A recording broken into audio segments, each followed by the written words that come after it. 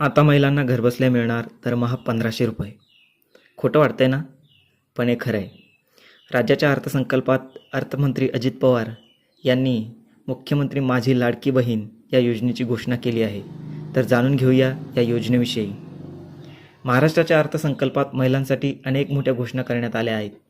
त्यापैकीच मुख्यमंत्री माझी लाडकी बहीण ही योजना असून ही योजना मध्य प्रदेशच्या धर्तीवर महाराष्ट्रात आणण्यात आली आहे.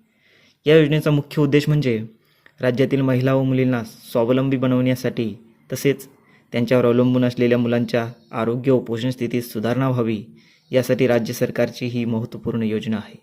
आता या योजनेचा लाभ नेमका कोणाला घेता येईल? चला जाणून घेऊया. ही योजना राज्यातील विवाहित, घटस्फोटित, परित्यक्त्या आणि निराधार महिलांसाठी असेल. महिलेचे वय किमान 21 व जास्तीत जास्त 60 वर्षे असावे. तसेच सदर महिलेचे बँक खाते असणे आवश्यक असेल. आणि महत्त्वाचे म्हणजे महिला ज्या कुटुंबात राहते त्या कुटुंबाचे वार्षिक उत्पन्न हे 2.5 लाखापेक्षा जास्त नसावे. या योजनेचा लाभ तुम्हाला कसा घेता येईल? तुम्ही जर वरील अटींची पूर्तता करीत असाल तर 1 जुलै 2024 पासून तुम्ही ऑनलाईन अर्ज करू शकतात, जो की विनामूल्य असेल. हा अर्ज तुम्ही ग्रामपंचायत, सेतू सुविधा केंद्र किंवा अंगणवाडी केंद्रातूनही करू शकता. माहिती आवडल्यास चॅनलला सबस्क्राईब करा आणि तुमच्या मैत्रिणीला हा व्हिडिओ शेअर करायला विसरू नका.